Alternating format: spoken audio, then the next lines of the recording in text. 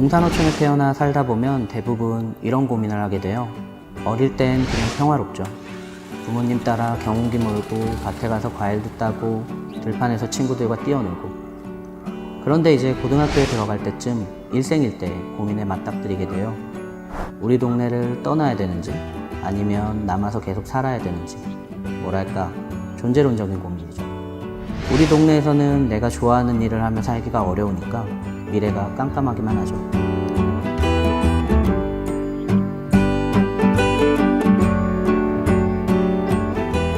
안녕하세요. 저는 농산어촌 청소년들이 지역에서 행복하게 살 수 있는 방법에 대해 고민하는 멘토리의 권기효입니다.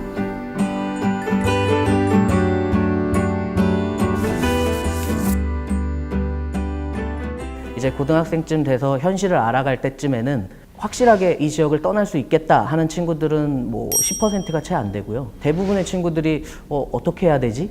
고민하는 50% 이상의 친구들이 점수에 맞춰서 대학을 갈지, 지방 투 지방으로 옮겨가야 되는 건지, 아니면 우리 동네에서 살아야지 되는 건지, 저는 반 이상의 청소년들은 그런 고민을 하고 있다고 생각하고 있습니다. 아이들이 체감하는 건 우리 동네 사람들이 점점 줄고 있어서 편의시설들, 뭐 문화시설들, 의료시설들, 교육시설들이 줄고 있다. 쉬운 예로는 극장이 없어졌다. 그 다음에 동네에 슈퍼가 없어졌다. PC방이 대폭 줄어들었다. 이런 것들. 그래서 아이들이 우리 동네 사람들이 점점 없어지고 있구나 라는 것 정도를 인식하고 있죠. 네. 한 3년 정도 그 친구들이 고향을 어떻게 생각하는지에 대한 키워드를 조사해 봤었어요. 그렇게까지 나쁜 단어들이 나올 거라고 생각하지 못했었는데, 이 친구들이 가장 많이 생각하는 그 농산어촌에 대한 이미지가 패배자, 기회가 없는 땅. 왜냐하면 어른들이 그렇게 말씀을 하세요. 그러니까 공부 잘해서 서울 가야지 라고 말씀하시는데, 우리 동네에는 정말 패배자들이 있는 땅인가? 노인들만 사는 곳인가? 이런 인식들이 굉장히 강해요.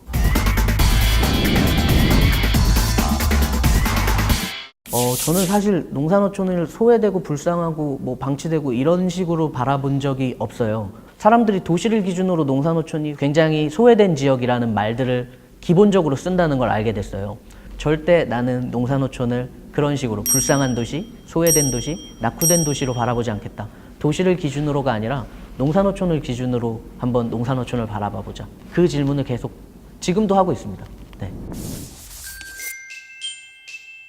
이제 농산어촌 같은 경우에는 굉장히 그 지역만의 어떤 색깔이 담긴 재미있는 스토리들이 마을 곳곳에 숨어 있거든요. 근데 그건 저희처럼 외부인들이 쉽게 찾기 힘든 것들이에요. 그래서 그런 것들을 이제 지역에 있는 청소년들이 찾아내서 이 친구들의 감성으로 이런 것들을 새롭게 브랜딩해보면 어떨까 하는 아이디어를 냈었었는데, 강원도 영월군의 이제 효자연려 마을이라는 곳은 이제 영월 군민들도 잘 모르는 되게 산골짜기의 작은 마을인데요. 여기는 산골짜기 마을이라 임진왜란도 안 겪어서 조선시대 때부터 내려오는 이제 장독이 있고, 여기서 담은 장들은 풍미가 깊다. 요런 스토리를 간직한 곳이죠. 그걸 이제 아이들이 찾아냈고, 그리고 그 기존의 효자연려 마을의 상품군들은 대포장 제품들, 이 라인업이 기존의 제품군이었는데, 이제 아이들이 소포장 라인업을 새롭게 해서 펀딩을 통해서 세상에 알려보자 해서 저희가 디자인하고 브랜딩 작업을 시도했었어요. 어떤 땡땡군에서 만났던 친구는 굉장히 그 패션 센스가 뛰어난 친구였거든요.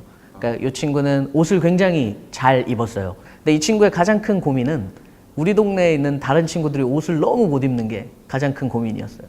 아이들이 60명 정도 되는 작은 학교였는데, 우리 동네 아이들을 위한 봄, 여름, 가을, 겨울 컬렉션 옷을 코디해주는 프로젝트를 시작했는데, 이 친구는 굉장히 예쁜데 자신감이 너무 없어요. 그래서 밝은 옷들로 입혀줘야 이 친구의 미모가 살 거예요. 이렇게 전교생 위아래 학년까지 다 아이들이 그 성향에 맞춰서 옷을 코디해주는 모습이 아직도 가슴 찡하고요. 결국에 그렇게 옷을 잘 골라서 저희가 프로젝트를 이제 읍에서 봄, 여름, 가을, 겨울 컬렉션을 이제 쇼케이스를 열려고 했었었는데, 학부모님들이 말씀하시기를 우리 애들한테 겨우 옷 대답하는 거 시키려고 하냐고 이제 역정을 내셨고요. 그 다음에 이제 학교에서는 얘네들한테 왜 자꾸 이렇게 헛바람 들리는 일들을 하냐. 아이들이 그때만 하더라도 막 그냥 깔깔깔거리면서 아 우리 동네 역시 노답이죠 뭐 이러면서 아이들끼리 웃었어요. 그러다가 화장실 갔다 들어온다 그래서 기다리고 있었는데 왔을 때 이제 눈이 벌게져갖고 6명이 온 거죠. 이 결과물이 안 나와서가 아니라 아이들은 우리 동네가 또 어른들이 자신들을 필요로 하지 않는다는 걸 재확인하는 거죠. 그러니까 저는 농산어촌의 아이들과 도시의 아이들이 어떤 자질이 다르다고는 그러니까 생각하지 않아요. 그렇게 한번 실패하고 울면서 재도전할 수 있는 기회가 생겨야 되는데 그런 것들이 이제 주어지지가 않는다는 게 저는 지금도 가슴이 아린 이유가 그런 것들이죠.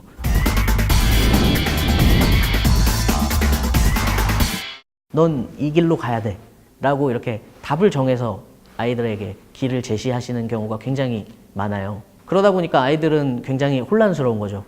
엄마 아버지는 이 길로 가라고 했는데 저희는 와서 이 길도 있고 저런 길도 있고 고민해도 괜찮아 라고 말하니까 아이들이 굉장히 많은 혼란을 겪는데 저는 어른들의 역할은 어떤 길을 아이들에게 제시하는 사람이 아니라 계속해서 이런 길도 있고 저런 길도 있고 그런 정보를 제공해 주는 사람이었으면 좋겠다.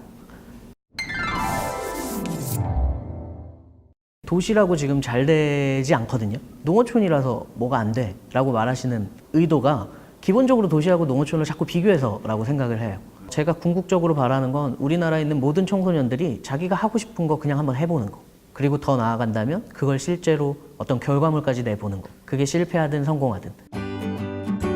이제 농산어촌 청소년들을 만난 지 올해 이제 8년 차가 됐는데 우리가 하는 일을 더 멋지고 세련되게 만들고 싶어요. 그래서 더 많은 사람들이 아이들에게 칭찬해주고 응원해줄 수 있게끔 저희는 도시가 아니어도 행복한 세상을 꿈꾸고 있습니다.